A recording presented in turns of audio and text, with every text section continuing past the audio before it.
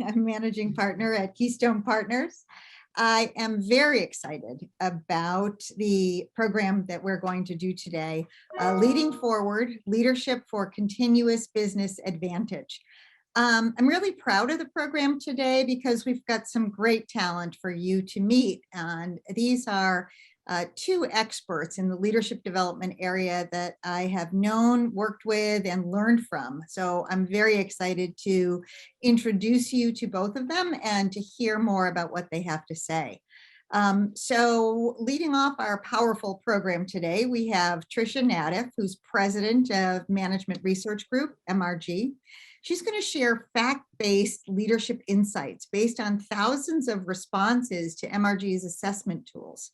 Complementing the research findings will be the expert insights of one Keystone Partners executive coach, Dalyn Dye. Our apologies that Tricia Lachowko is not able to join us today. She is ill, and we hope for a very quick recovery for her. So thanks very much for attending. I'm really excited about the program. And Dalyn, why don't we hand this off to you to start? Thank you, Elaine. It's great to be with all of you, and we're pleased that you joined. Just a little background on me. I spent over 35 years in C-suite business management, and in the last 17 years of that, I was the CEO of a global commodity trading company doing business in over 50 countries around the world.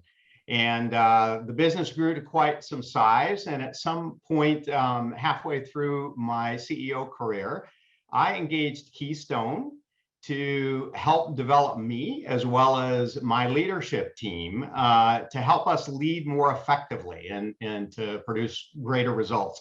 Part of that process was that we used the MRG LEA 360 product that Tricia is going to be referring to. And what I can share is that we were already doing pretty well, but that accelerated our performance and really helped us to lead stronger and more effectively with both as a team and as individual leaders.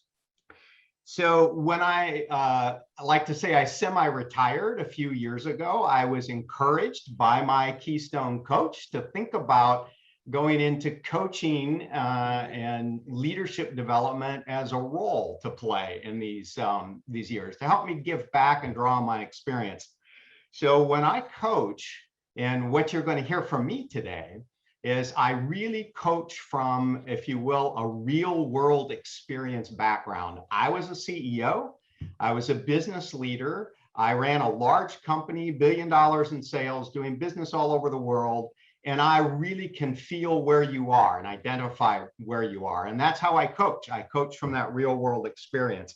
I like to share with prospective clients and people who want to know that my passion is to help leaders break out of their status quo and to lead more effectively if they want to. And quite frankly, if they don't want to, then they probably don't work with me as a coach. And also, I really believe in taking a strategic approach to coaching. And that starts with gathering information, strategic thinking, being curious, trying to understand what is going on with you as a leader, as well as with your leadership teams.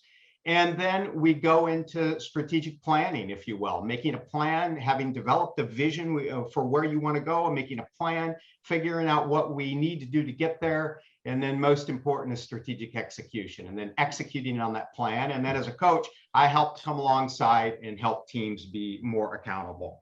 And that's the process that I use. I look forward to sharing some of my coaching experiences as I work with CEOs and teams. And with that, Tricia, I'm going to hand it over to you. Thanks, Dalyn. I'm really happy to be here. Keystone is an important partner of MRG, so happy to hang out with some friends. So MRG is, I'm the president and owner of MRG. We've been around for almost 39 years, and we design psychological assessments to support the growth and development of adults in the workplace. And we have 4 principles that really guide our work. The first is we feel strongly that there is no single one right way to lead. It's not just a philosophy. We do a lot of research. MRG stands for Management Research Group. So we very cornily say research is our middle name. And so we know from research, and I'll share much of that with you this morning, that there is no one right way to lead. It depends upon who you are as an individual, what you're trying to accomplish, who you're working with to get that done, and the context that you're working within to try to accomplish those goals. So there are many ways we can approach leadership in a successful way. Our second pillar, we take from a quote that's attributed to Aristotle, and that is self-awareness is the beginning of all wisdom. So we really believe if you want to grow as an individual, as a professional, as a leader, that you need to start with making sure you have really good insights about yourself. So how you're motivated, what your values are, how you behave in your professional role, and how other people see you behave in the professional role. Sort of when the blinders are taken off, we really know what we're working with, and it's easier to find a constructive way forward. The third our third pillar is taken from Carol Dweck's work, originally at Stanford, which is a growth mindset, and that is people can develop. We don't believe leaders are born. We believe leaders are made. Humans have shown from the beginning of time, we have tremendous capacity to learn, to grow. And so we fundamentally believe that leadership is a pathway. And the fourth pillar related to that is development as a leader never stops. You're never fully baked as a leader. Your environment changes, you change, your goals change. The definition, as we'll see, of leadership changes. And so if leadership is not exactly lifelong learning, certainly leadership is career-long learning. And so that's, so you know, the mindset that I bring into this conversation. So let's get going. I'll do the magic sharing of the screen. All right. All right. So we have designed this, as you know from the communications, into 3 different sections. The first, we're going to talk about the evolution of leadership and why we believe now that shared leadership is an important framework individually and organizationally when we think about leadership. We're going to talk about some very new research about being an inclusive leader. As we all know, we are growing, I think, as a society. Certainly it's beyond our country. It's also happening around the world, to really reckon with the need to bring everybody in an inclusive way to build our teams and our organizations. And the third, we're going to show you some research around 3 of the behaviors that we measure in our assessment that seem to be important almost no matter where you show up as a leader, and so worthy of extra consideration. So for the first, in talking about shared leadership, I'm going to just show you briefly leadership throughout the years and how the expectations have changed. I'm going to show you just some snippets of research that remind us about how complex the leadership population is and the leadership expectations are. I'm going to just dip our toe a little bit into the neuroscience and show you how our brain science reinforces the need to have shared leadership. And then I'm going to give just some quick tips on building shared leadership. And then we'll answer questions if some come up, and I'll turn it over to Dalyn for some practical coaching insights. So let's look first, about leadership through the years. I won't start us too far back. But let's look at what was happening in the 60s going into the 70s, right?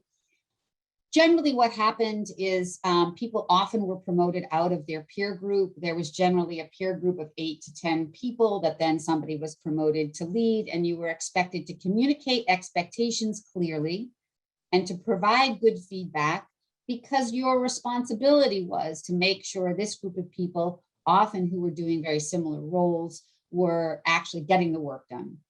So initially, particularly in the 60s, you didn't have individual contributor responsibilities, but your job was to make sure these people delivered the work, that they were clear, that they did the work, that you gave them feedback. Entering into the 70s, we started the first round of a little bit of flattening of the organization, a little bit more cost centricity. And so individual contributor responsibilities began to be added to the manager's job, right? So now I have a little bit of individual responsibility, but I have to mostly make sure these people do their work.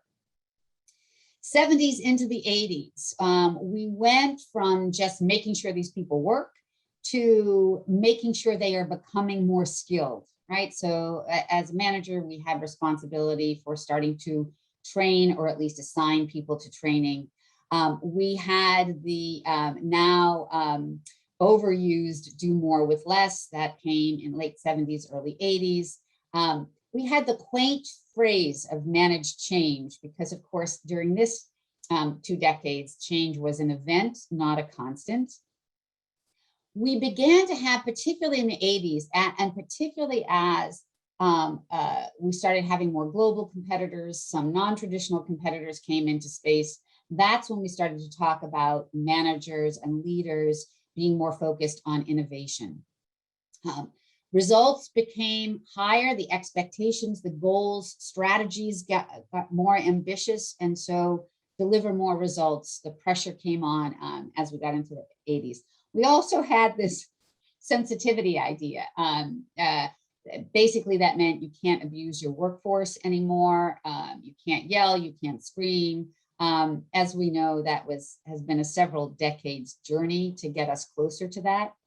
As we got into the 80s and 90s, technology became more ubiquitous, and as a result, we had more complexity. The innovation and the change that was coming in started becoming a little bit more intense. That added to complexity.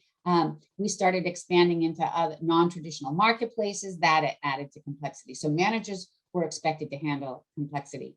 Oh, by the way, more cost cutting, more flattening of the organizations, less layers, so more individual contributor responsibilities for the leader. You started talking at this time period about executive presence, although I will tell you still in 2021, there are a bazillion definitions of executive presence, but somehow there was this idea that you had to look like a leader. You had to have some polish. You had to be showing up in a way that people had some confidence in you. In the 90s, late 90s is when coaching came into play. It became quickly thought that, well, if it's a good thing to have coaches come in, maybe this is something that leaders should be able to do. We still have this expectation today. Going into that late part of the 90s, we were talking about diversity and inclusion. We actually started talking about diversity more in the 70s, but it really didn't come into, it went from HR into the leader role more in the 90s. And then 90 going into 2000, we stole the term from the military, VUCA, volatile, uncertain, complex, and ambiguous. We left the quaint phrase of managing change, and now it's constant and nobody really knows what's happening. As we went into the 2000s, again, agile leadership, like change is constant. Leaders have to be always on their toes. We either have global suppliers or global customers or global competitors. And so you need to be effective globally as a leader, even though nobody knows exactly what that means. Employee engagement became very big in the 2000s. Google did it, so we all had to do it. Mindfulness, you should be helping your employees be more mindful. We wanted you to be resilient as leaders because so much was happening. We were doing so much. You needed to be able to bounce back. And as technology became completely how most of us were doing work, we needed you to be a good digital leader. We needed you to be effective at managing all the digital tools and also leading through digital tools as well. So here we are today. Over the last 20 months, through social change, equity has joined in with diversity and inclusion for diversity, equity, and inclusion, basically ensuring fairness across our population. Of course, while many people had been doing remote work blew up for us 20 months ago. And of course, along with that, balancing home and family as families in all different configurations are navigating all different kinds of care, whether it's child care or elder care, and distance along with care. So we want our leaders to be aware of that. Our leaders are often going through that themselves. So that's crazy, right? And we also have to understand that we're not done, right? This is a moment in time, and the expectation for leaders is not going to stop here. So I would like to tell you that, we easily became aware that leadership was getting too big for one individual to master everything. But it actually took us a couple of other things to get MRG into this space. The first thing is our own research started waking us up, and we do research that looks at what does it really take to be successful as you move from one level to another as leaders. And in doing this research, we saw that what was required in these moves was substantial shifts in behavior, using some behaviors more, using other behaviors less, that you could totally be successful at one level and be seen even as having a lot of potential to move to the next level, and fail in the move if you didn't make the shifts. So our definition of effectiveness not only changes at the macro, it changes as we move through levels in the organization. We also, as we have invested all in wanting this greater diversity in leadership, we know that complicates what kind of leaders are going to show up? How are they going to show up? How does an organization make room for these people to show up and be successful? So we know, for example, that when we look at gender, 14 of the 22 behaviors we measure in our leadership assessment are different between men and women, right? Men and women actually are seen as equally effective in leadership. They just approach it in some different ways. We look at generational differences. And when you look at generations who are even, and by the way, we've now got millennials who are entering into leadership and Gen Zs who are entering into organizations. So, and lots of baby boomers not leaving. So we've got multiple generations and many different generations, at least 3 in the leadership space. And based on generations, 9 of the 22 behaviors are different. Again, no generation has the cornerstone on effectiveness. We just show up in slightly different ways in terms of how we lead. So if we look at everything that we need from leaders, and we think about all the different requirements of leadership, not only holistically, but also as we go through, we think of all the diversity we're trying to cultivate within our organizations. It's not surprising to think, wait, the idea that all leaders should be able to be effective at all these things is a little nuts. We needed one more tipping point at MRG to get to this. And that is in 2014, social cognitive neuroscientist Matt Lieberman, he's at UCLA. He reached out to us. He was writing a book called Social on the social aspects of the brain. And he wanted to have some research about leadership because he was doing a leadership chapter. And he asked us if we would look at leaders who are high on relationship focus, but not as focused on delivering results. And then he asked us to look at the flip, leaders who are highly focused on delivering results, but not as relationship focused. And then, of course, the Holy Grail, can you look at leaders who are both? And so that's what we did. We have over 1 million leaders in our database. And so we were able to do some really good work on that. So this particular study is a repeat of the original study. It's almost 18,000 leaders in Anglo countries, so US, Canada, Australia, and the UK. So if you'll use the Q&A part of your ability to interact with us, and tell me, of these almost 18,000 leaders, what percentage do you think were in the top third for both relationships and results? Right? What were you? Just take a guess. What percentage? Just put it in there. I see 15%. Thank you, Martha. 10% from Margaret. 30. 10%, 25%, lots of 10%. Oh, I love that, Jim, Tam, 12%. Oh, Yuri, so beautifully optimistic, 46%. Nice. This is great. So we have about 10% from 45. Oh, Kristen put in 5%. So we have a nice range. So that was, we were thinking, we do a lot of work. We were probably thinking 10 to 15%. In fact, it was less than 1%. In fact, it was less than 0.5%. So when we looked at these 18,000 leaders and we looked at people who were in the top third for both relationship-focused leaders and results-focused leaders, it was less than 0.5%. So we did what you often do in research, which is, all right, back off. A top third is a little bit idealistic. Let's look at the top half. All right, let's look at the top half. That's probably more practical, more realistic, just in the top half. I won't make you guess, but we didn't get that much higher. We got just under 3.5%. So we were a little startled by this. We redid the research a couple times. And then when we talked with Matt, he said, that's exactly what I expected. And he said, I expected that because there are two separate parts of the brain that manage this, right? There are two separate parts of the brain. One part of the brain measures social thinking, which is where our relationship thinking primarily lives. And that's the part of the brain that looks at, in particular, both where I see myself in relationship to others, collaboration. It's where communication lives. It's where our sense of, am I being true to myself? It's where I pick up, am I trusted by others? Do others trust me? So it's that relationship neural network.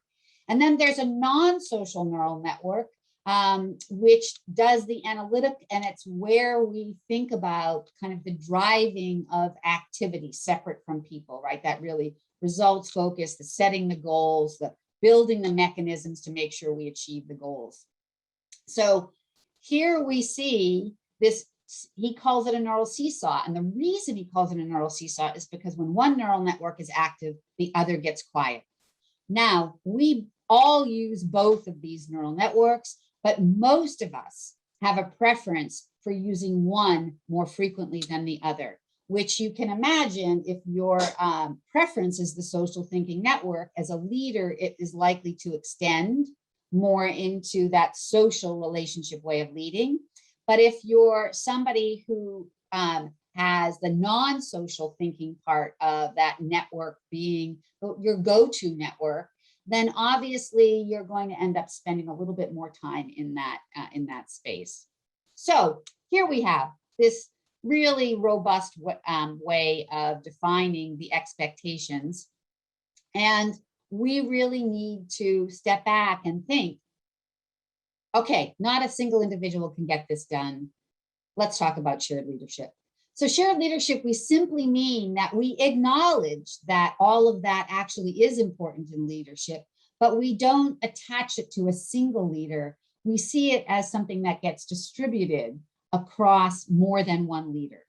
And so let's just quickly, before we go on to Dalyn, just look at a few things that people can do in order to move into this more shared leadership model. Tricia, really quickly, yes, we yes. have one question from the Q&A. What is the relationship between such leaders and business outcomes? Oh, that's a great question. Thank you. And Megan, thanks for pausing us here. That was perfect.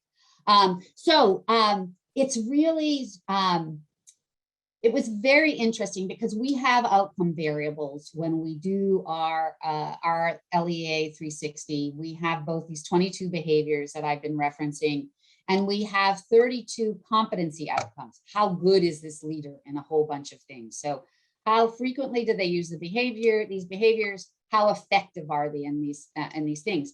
And what we found is there were both results-oriented leaders and relationship-oriented leaders of the 32 had quite a number of things where they were effective in.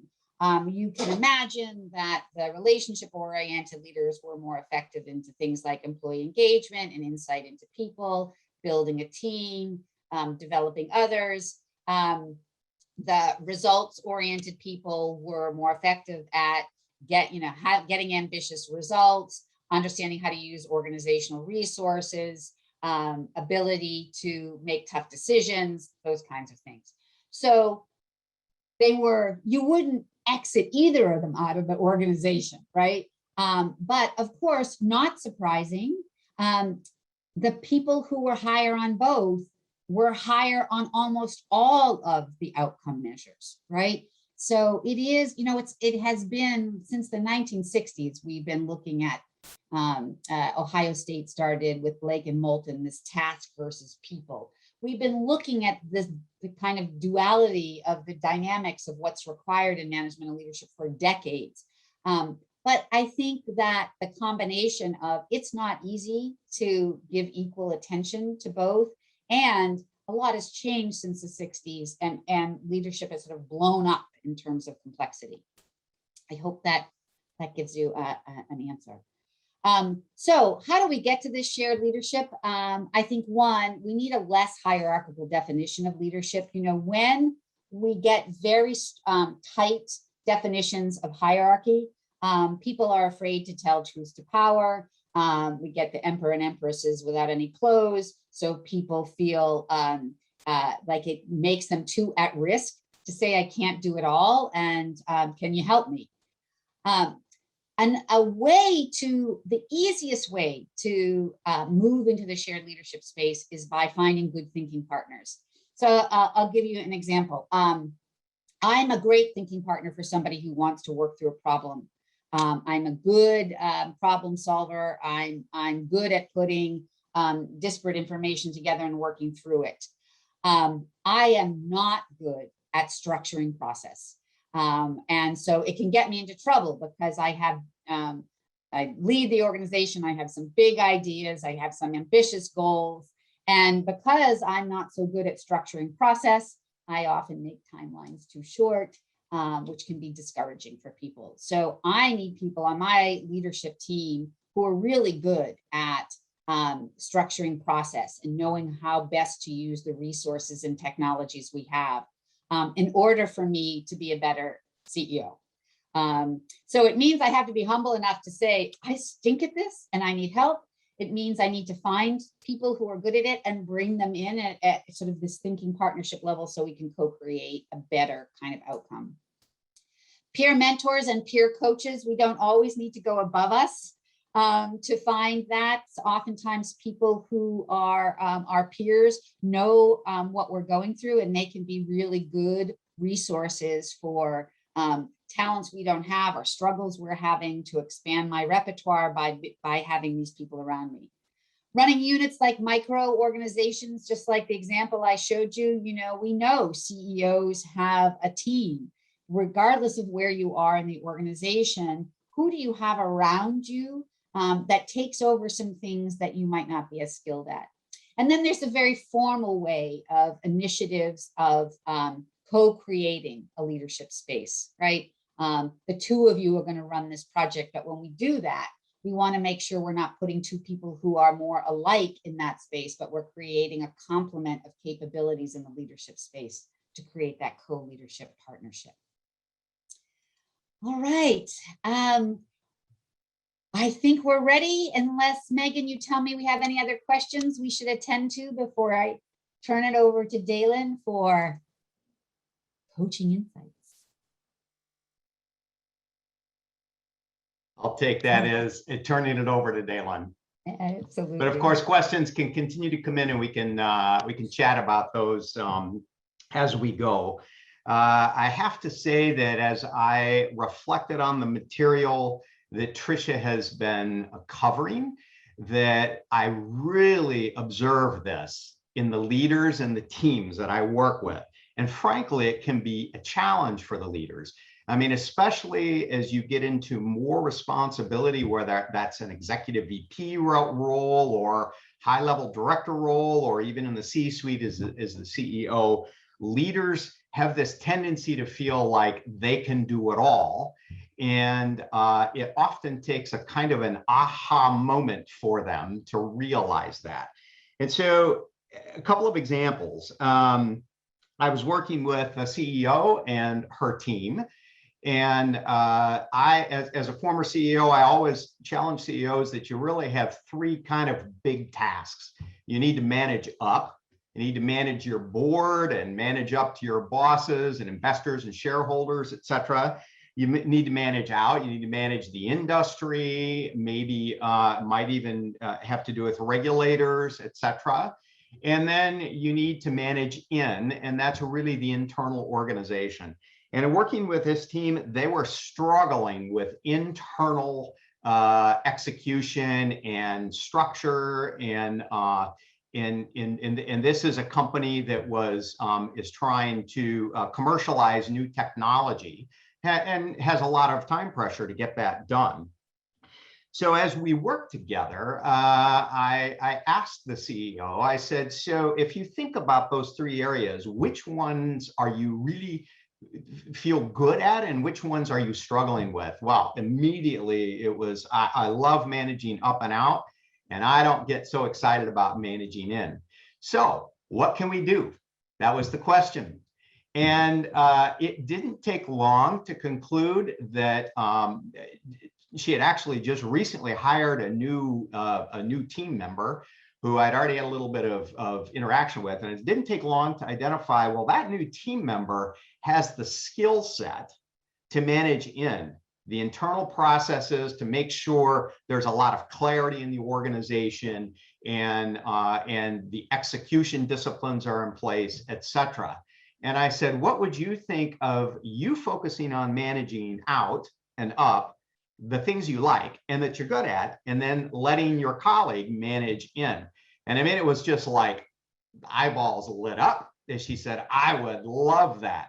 So we went to work. But be clear, that's not just an easy switch the light switch on, because she still is a very strong leader, makes decisions quickly, is focused on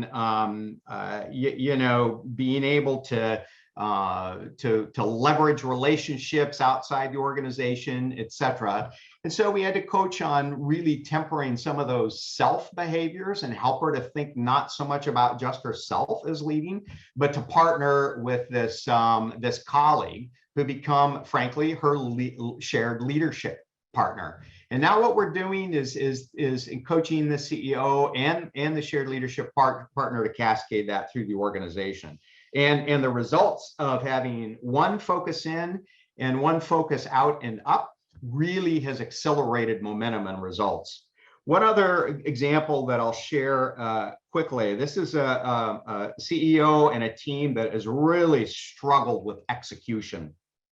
The CEO is very visionary, but quite frankly, not very good at delegating. And what that results in is, and has the sense of doing it all, feeling the burden of doing it all. And what that has resulted in is, kind of messy execution, because that's not their skill set.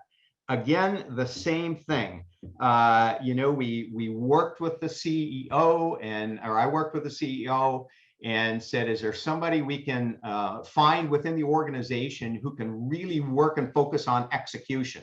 Well, we did. We identified somebody. And that individual has rich history within the organization, understands the internal dynamics, the product mixes they're trying to develop new products, but quite frankly is also a little less structuring in her approach. So guess what we did? We then now found a partner for her, so that those two in that kind of internal execution role are partnering up. And then partnering with the CEO, they're handling more the internal execution side, whereas the CEO is handling more the visionary and the external execution side. And the bottom line is that they're accelerating their execution. They've accelerated their execution. They're building momentum. But again, I'll say, having to constantly coach about tempering that self behavior, watching the voice as you come into a room, because the tendency is for the leader, often the CEO, the top leader, to come in with a very strong voice, which also can discourage that shared leadership role and undercut that leadership role. So that's been some of my experiences, Tricia. I mean, and I could go on example after example. I'm seeing this need for shared leadership in, as you described, a very complex world that has all kinds of demands and skill sets that we need to lead into.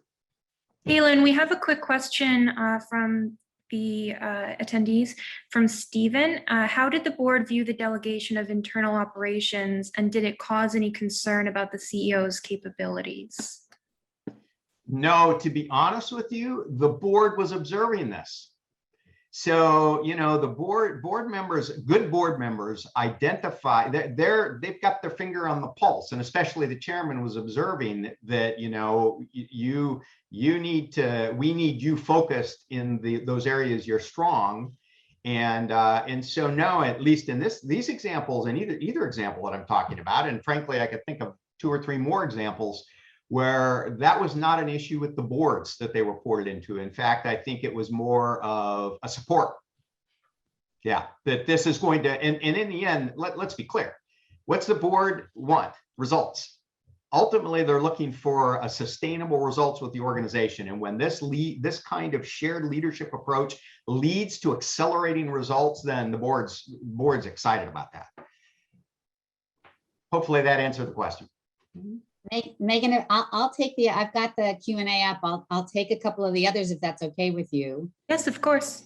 So Samuel asks, what is the skill set involved in partnering and complementing exist at different levels, i.e. outside the C-suite? That's a great question. I happen to be working with a big healthcare system right now, where I'm working with the C-suite, CEO and the C-level team. And that's exactly what we're looking at. And a couple of things get buy-in about the 2 layers underneath you. So it's chief, I'm working at the chief level. They've got VPs and then they have directors underneath them. And we're talking about this as not only the richness of using insights across the system, but they're really focused on pipeline development. So how are we managing the development of our pipeline, and how are we managing sort of the succession process? So that actually has gotten a lot of buy-in because of that. Samuel, in response to your question, you know, the other thing that first step I said about hierarchical, it's hard to do it in organizations that have this really strong hierarchical. The higher you go, the smarter you're supposed to be. And it says something really bad about you if you go down. So I have seen shared leadership work in subcultures within the organization. The only way that I've seen it work organization-wide is if this C-suite level buys into that, and they are confident and humble enough to acknowledge the need to share leadership. And I'm hoping I'm pronouncing your name correctly, Deborah. That's a great question. You know, the DDI just came out with a study from a group of global CEOs and global HR leaders. And one of the things they talked about is when you're putting a leader into a big new role, and the example you give about this shared leadership, this co-leadership role is perfect for that. Most of them need coaching to be able to do it. It is, you know, when you bring 2 people together, exactly what you're saying, like it takes a while to build process, to build communication, to build a set of values, to figure out who's on point for what. So it in general doesn't work if you just throw them into it and, you know, wish them good luck. So there does need to be, I can understand why they would have pulled that back, but they need to offer support in order to help people do it, because it's not normal for us yet, right? It's normal for us to have one person at the top of a project, of a department, of an organization. So that's what I would offer in that. Yeah, Tricia, if I can just add one thing as I'm hearing you talk. I mean, one thing that is critical to shared leadership is clarity. If you made the remark, you can't just throw them in a room and say, we want you to share these responsibilities. And of course, so there has to be clarity either from the people from above who are driving that, or from the people at that level. I mean, the very first thing in the room was, all right, let's talk about where you're strong, where I'm strong, and how can we merge those together? And what does that mean for the roles that we're going to play and the responsibilities? And of course, we share the results, but you know, you don't want to create ambiguity through shared leadership, and it doesn't have to be. Yeah. All right, shall we move on to our next one, Dalyn? Jump in. Oh, are we still next question, or what are we working on now? Why don't we go on to diversity and inclusion, and we'll circle back. Oh, perfect. Good. I'll turn it back over to you. Yep. All right. All right, folks. So the next thing we wanted to talk about, which is sort of very current right now, is diversity and inclusion, and particularly inclusion. So we at MRG became, we have been, because we work in multiple countries, we have been working on diversity, equity, and inclusion at a global level as well as a domestic level in terms of how we build our assessments, what our demographics look like, how we do our research, so that we are really creating platforms for self-discovery and self-awareness and being able to share that information regardless of who you are, in fact, who you are around the world. But we realized we still were missing, I think, the level of research we could be doing, in particular with the inclusion piece. And so I'm sharing this with you. It's brand new, and you'll see it is the beginning, the tip of the iceberg. There's a lot more for us to look at, but we decided to focus on the US only with this data. And what we wanted to look at is what can we learn about how leaders can behave in order to be more inclusive as leaders. It's, you know, I think for many folks, this whole diversity, equity, and inclusion is a challenging space because it aligns with your values and beliefs, and yet the mechanisms to do it remain elusive, I think. So we wanted to see if we could offer a little bit more specific insight into this complex and important conversation. So we have looked at leaders over a 3-year period of time, and we are focusing on inclusivity for, in this study, with race and ethnicity. Of course, there is gender and sexual identity, there is all kinds of demographic differences that influence felt sense of inclusivity, but this one focuses on race. And so what we were interested in is what behaviors can leaders exhibit that support them being a more inclusive leader. But we were really interested in that intersection, right, between leaders of one race with individuals of other races, and how is inclusivity experienced based on what the leader does. So the definition we're using, and that people get measured on in terms of how effective they are, is the degree to which they're effectively inclusive, as defined by brings people together, creates an environment where everyone feels involved, respected, and connected, right? It is this sort of the totality of, yes, you know, this leader pays a lot of attention to this, and as a result, we all feel like this. So we are looking at, so this first study was perceptions of white leaders who are effectively inclusive. And so when we looked at all the different demographics of the observers, everybody felt like a white leader was inclusive when they were consensual, which in our model means you ask open questions to get insights from people about their opinions, their ideas, their concerns, and you use that input. It's not a gratuitous ask. It's the intention of really pulling people in to the process. Empathy, which is showing care and concern for at an individual level. These leaders demonstrated the behavior of what we call self less frequently than their less inclusive counterparts. So what that means is they were acting and deciding less autonomously.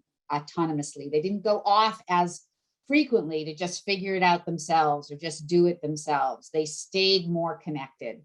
And then the behavior of excitement is the degree to which these leaders demonstrated enthusiasm and that sort of external energy for people, which often draws people in, and just as an aside, is often very tied to employee engagement.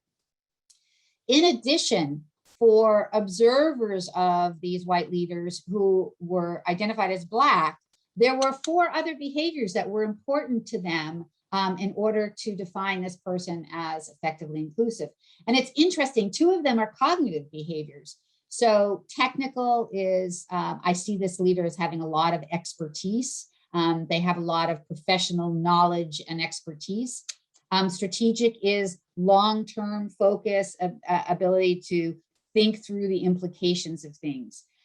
Interestingly, this travels with communication, which is how clearly does this individual communicate to me? How clearly do they share information? How clear are their expectations of me? And so you can see with that cognitive piece plugged into that communication piece is really says basically what's in their mind is available to me, right? I know what they're thinking. And then management focus in our model is the degree to which the leader takes responsibility for the leadership role. It's like, I trust this person. They clearly demonstrate accountability for the leadership role. They don't go off by themselves. They don't run and hide. They don't abdicate. They are taking full responsibility. So that was an interesting connection based on race. With Hispanic observers, again, you see the 4 that are on the left, but also less dominant. So dominant is just as it sounds, it's how assertive to the point of forceful and aggressive, depending upon how high it is. And so the leaders from the Hispanic observer point of view, the white leaders who toned that down a bit, again, not passive, but just didn't overuse it, that felt more inclusive. And like the Black observers, communication, that clarity of messaging was really important. White observers to white leaders, it was the behaviors on to the left: consensual, empathy, less self, and excitement. All right, so then we looked at Black leaders, and what was common across all of the observer groups was empathy, not surprising, lower self. So again, not as autonomous, and that excitement again, that enthusiasm. So beyond that, Black leaders to Black observers, there were no additional behaviors. Black leaders to Hispanic observers, actually probably won't surprise you, even with the very large database we have. We didn't have enough Black leaders with Hispanic observers yet to look and see how that unique connection would transpire. And then Black leaders with white observers, in addition to the 3 behavior patterns on the left, also white observers who saw Black leaders as consensual, really asking for input and involving them, and cooperation, which is really a measure of helpfulness and willing to compromise. That was another dynamic in that pairing. Finally, we have Hispanic leaders, which in our database, we're still building up that database to have enough for these combinations. So we do not have enough Hispanic leaders with Black observers or Hispanic leaders with Hispanic observers, but we do have enough Hispanic leaders who have white observers. And in order, when those white observers are saying just as Hispanic leaders really inclusive, again, right? Consensual, we see consensual, the inverse of self. If you jump over to the right, we see empathy again. Cooperation, again, helpful, willingness to compromise. We see that cognitive domain of strategic thinking ahead. We see that not overly focused on being assertive or to the point of forceful. And again, that communication, that clarity. So you're probably seeing like, well, there's some things that are, there are a couple of unique things, but there's some things that are really bubbling to the top. So the things that really bubble to the top, there are 3 of them. The first 2 are that empathy, right? So if you're really reflecting on your own leadership or you're coaching or working with other leaders and helping them grow and develop in this space, we really want to cultivate this empathy, right? So more emphasis on the general care for others, right? One of the things I'll just flag that we notice a lot is we see a lot of leaders who have a higher sense of felt empathy than what is expressed to the observers. So oftentimes when we're coaching leaders, we're not coaching them to feel empathy, we're coaching them to show the empathy that they already feel. Certainly we have leaders who don't feel it, but more often we see they feel it, but they don't express it. Lower self, and here's to the last conversation we have. If we have cultures that are really pushing for people to be heroes, then it really sends them off into the, I can do it myself, I can figure it out myself, I can decide by myself. So what we're seeing for inclusivity is, back off of that a little bit. Of course, you've got individual contributor responsibilities. You need to do some of this independent stuff, but make sure you don't go too far off by yourself, because it's hard to be an inclusive leader when you're wandering off alone. And then finally, this higher consensual. I think one of the things that we can really be doing for leaders is teaching them how to ask really good, open questions and how to teach them to listen. Because we usually have an ongoing editor in play when we listen. So really opening the conversation to really stay curious, to stay open, gather input from others, and really being open to taking in some of those ideas and insights. So Megan, I'm going to check in first. Do we have anything we want to answer before we turn it over to Dalyn? Nope, we can go right to Dalyn. Thank you, Megan. Thank you, Tricia and Megan.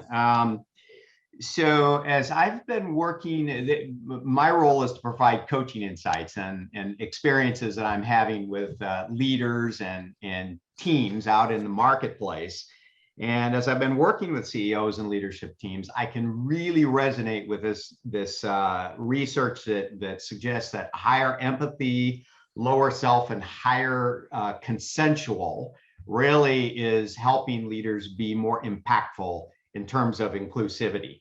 I'll make kind of two different separate observations and then turn it right back over to Tricia. First of all, my general observation around this theme of CEOs and their teams and how they're wrestling with engaging inclusivity in their organizations, that every group that I'm working with is motivated to understand it, to understand what they need to do, to understand what it looks like in their business and in their relationships.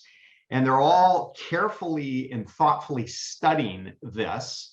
And in most cases, bringing in outside help, either through Keystone or others, to help them expand their work around inclusivity. I will say that I'm observing that their younger generation, if you will, is calling for this more within the organization. Not that the older generation is not mindful of it, but there's pressure from the younger generation. And so they're engaging that younger generation and their teams, and they're really having good open dialogue with those teams. And that is both people of color and in some cases, if they don't have a lot of diversity, then what does this mean for our business, and how can we expand that within our network, both in employees, but also in business relationships. But the second observation that I would see is that I think this concept of inclusivity expands also to generational and role levels, and that the pandemic has really accelerated that. I mean, the reality is that it was pretty tough for a leader to sit at home and not delegate to and allow people who are at different generations and different roles in the organization to do their job from home, and also to be more flexible as it relates to the dynamics, whether it's dogs or children or needing to work at different hours, etc. And frankly, those leaders, just like with the topic that I was speaking about before, just those leaders who are leaning into those behaviors and are trying to learn to be more consensual, more empathetic, and to engage the other leaders, especially the younger generation, they're much more effective, and their business is doing better. On the other hand, those who are holding rigidly to old ways of doing work and old ways of doing business, their businesses are struggling more, and it has a lot to do with turnover, less effective results, et cetera. And so these leaders are letting go a little bit and delegating, and at the same time, as we coach with them, we really challenge them, and they are seeing that they need to step up their focus on results and to communicate. Make sure that the organization knows how it's doing. All people in the organization know how it's doing. Cascade that information through all of these people who they've now empowered to lead. And those who are doing that effectively are finding that their organizations are succeeding. So those would be some of my thoughts, Tricia. I don't know if we have questions. Any questions, Megan? I'm looking right now, but we can continue on with. Yeah, we can catch them up later. So Tricia, I'll turn it back to you. All right, so this is our last section, and it's not very long. We have been doing research for a long time in the leadership space. And as I shared at the beginning, what we find is what pattern of behaviors yields effectiveness really varies depending upon, one, how we're measuring effectiveness, two, what the leader's trying to do, who they're doing it with, the context they're doing it in, and who the individual is. So we are always looking at the movement of behaviors associated with effectiveness. But what we have found is there are 3 of the 22 behaviors that we measure that seem to show up more frequently than the others in terms of distinguishing highly effective leaders from those who are average and below in terms of effectiveness. And we wanted to share those with you. So we'll show you some research and I'll tell you what the behaviors are. So in this particular research study, we've looked at over 4,000 leaders. It is a global sample across a 3-year period of time. And so I'm going to just show you a couple of different ways that we look at the research. So let's first look at demographics, right? So the easiest one to look at is male versus female. We do measure gender identity beyond these 2, but since the majority of people identify as one of these 2, we'll start there. So when you look at this, what you'll see in this space is for both men and women, the behaviors associated with effectiveness, while different across several behaviors, are actually the same across 3, right? They're higher on strategic. So again, that longer term focus, that ability to see and plan for consequences, that management focus, so taking accountability, as we would say in the US, the buck stops here, right? Accountability, responsibility doesn't deflect that responsibility. And communication, right? Clearly articulating expectations, clearly sharing information, very good at delivering that information.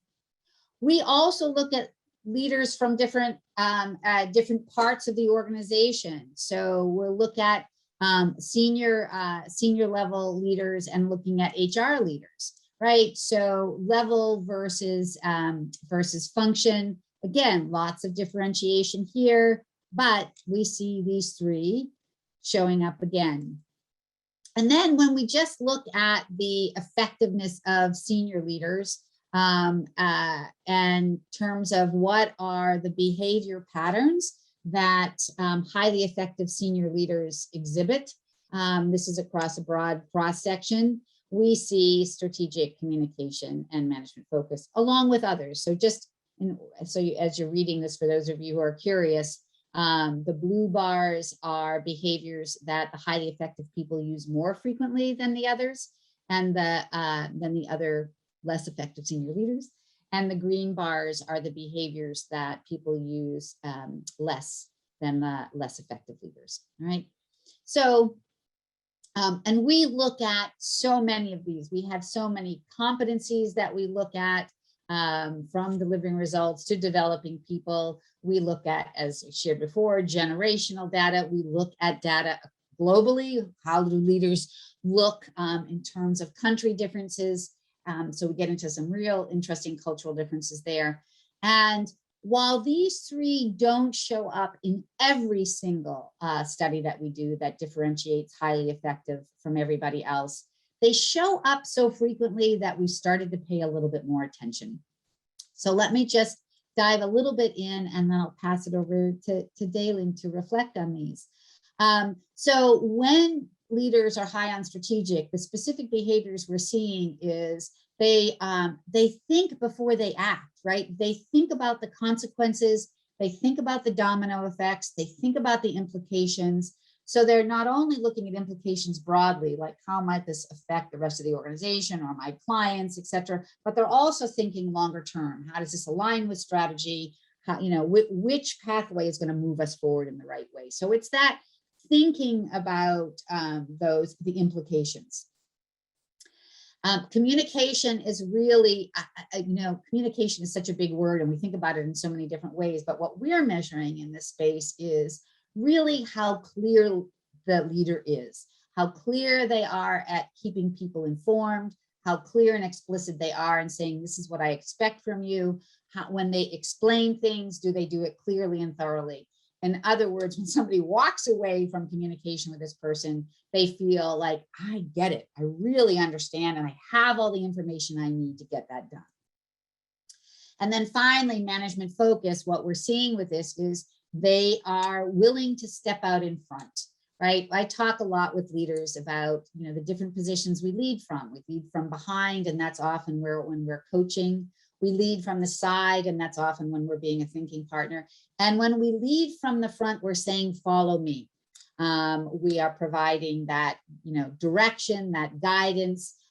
We are taking the responsibility of being in charge. We're being influential, right? We're influencing people to come with us, right? So it's more of that leading from the front. So those three, I will tell you when I coach, and then I'll pass it to Dalyn, I really look at where people are with those three as a starting point, because lots of times when you look at coaching leaders, we require so much diversity from leaders that it's nice to be able to start with a foundation that's going to help them almost no matter where or what they're trying to do or who they are. So this is often, those three are my starting point. Over to you, Dalyn.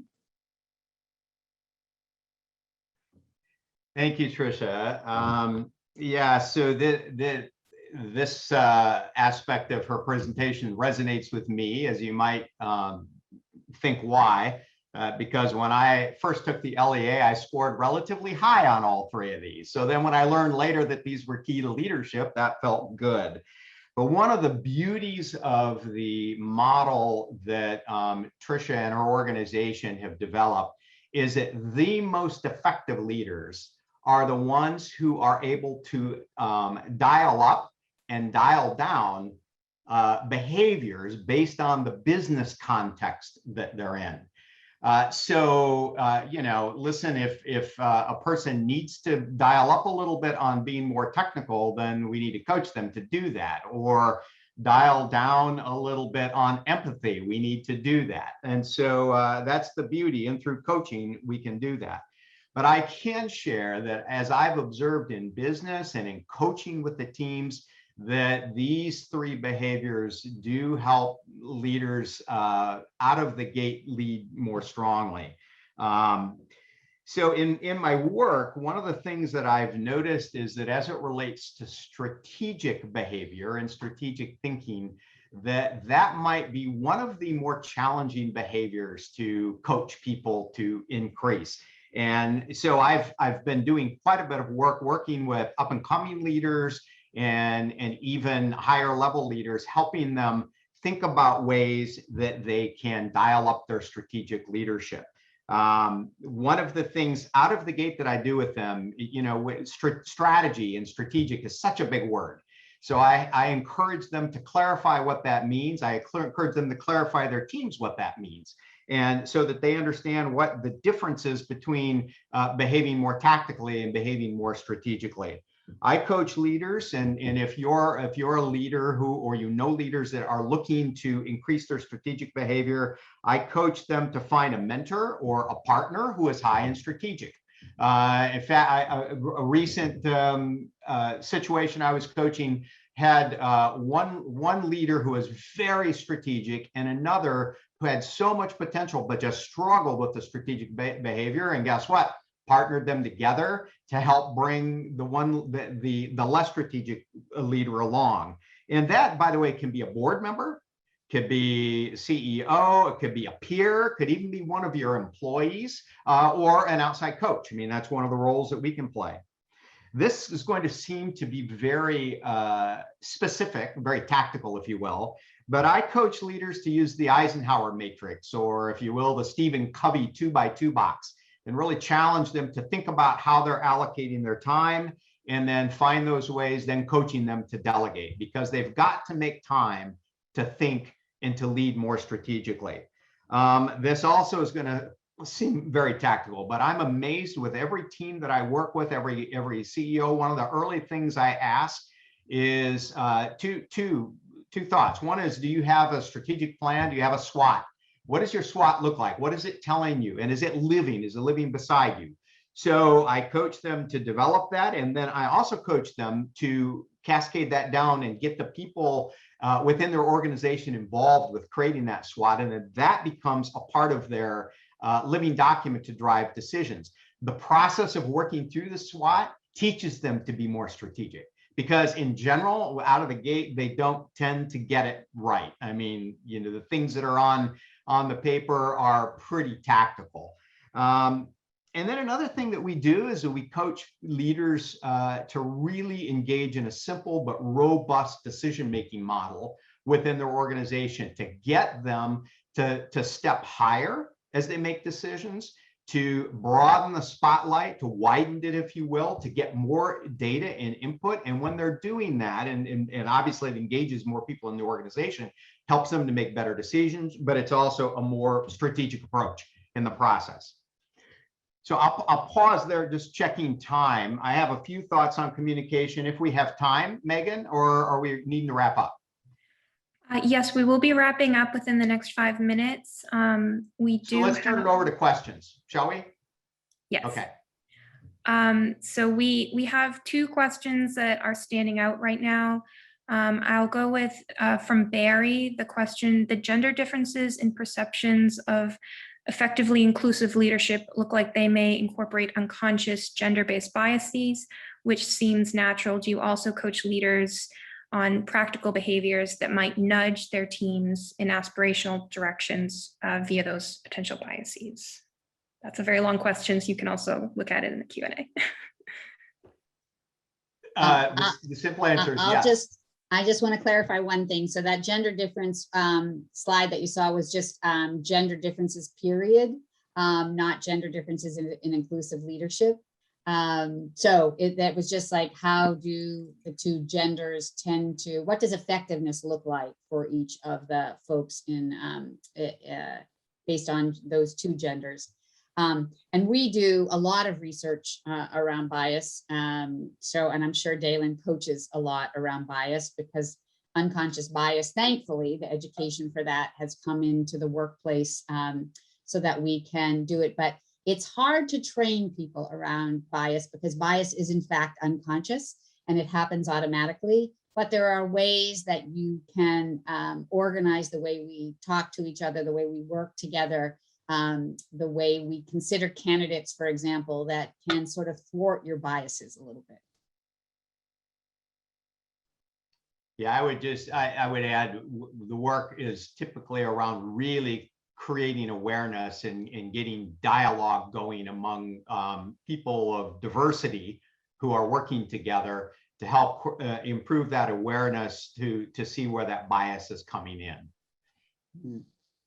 Thank you. And then just one last question on behaviors. Is there data comparing technical leaders versus line of business leaders? We can send that research to Keystone, so Keystone can make sure they get it to you, Samuel. That's perfect. We'll add it to our follow-up email.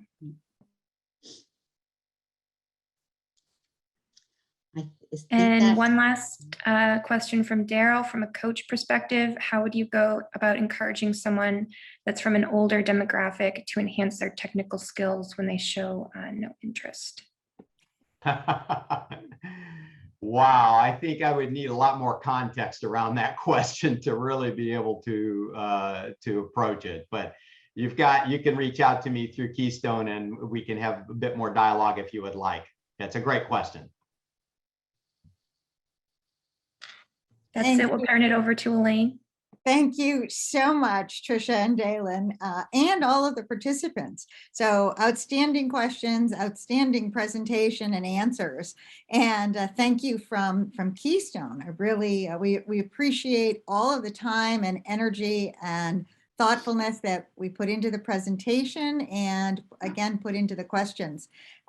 We want to let you know again that you will be receiving a link to the slides and the additional slides that we just found out we can also get as well, particularly as we take a look at what those 3 of 22 behaviors are that we all aspire to.